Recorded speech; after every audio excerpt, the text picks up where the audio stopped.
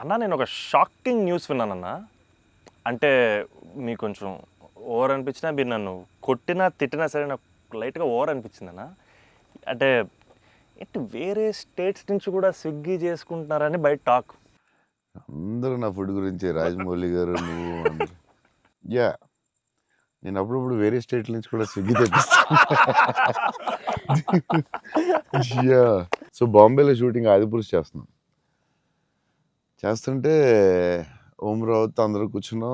అందరూ అదే cheat meal ఆ రోజు సీరియస్ స్పెషల్ ఏం చేద్దాం, బాంబే కాదు నీకు స్పెషల్ ఫుడ్ తెప్పిస్తా అన్న. ఏం చెప్పిస్తానంటే చెన్నై ఫుడ్ తెప్పిస్తా అన్న.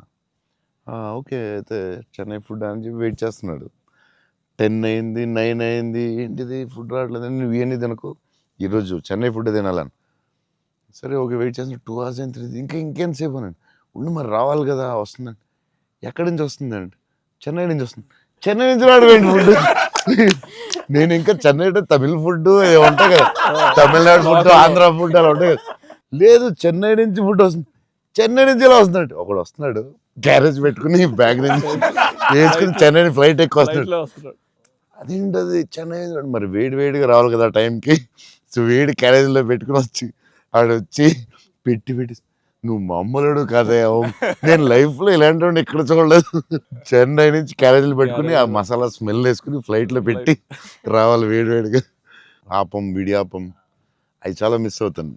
ఇక్కడ కూడా మనకు దొరుకుతాయి కానీ అక్కడ ఫీల్ వేరే. సో పాయా బిర్యానీస్ అక్కడ వేరేగా ఉంటాయి. మన హైదరాబాద్ బెస్ట్ బిర్యానీ, కానీ చిన్న టమాటో ఫ్లేవర్ అది వేరేగా ఉంటుంది అది. సో అప్పుడు మిస్ అయినప్పుడు చెన్నై తెప్పిస్తూ ఉంటాను.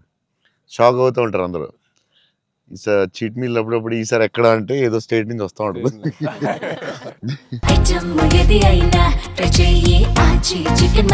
ఆచి చికెన్ మసాలా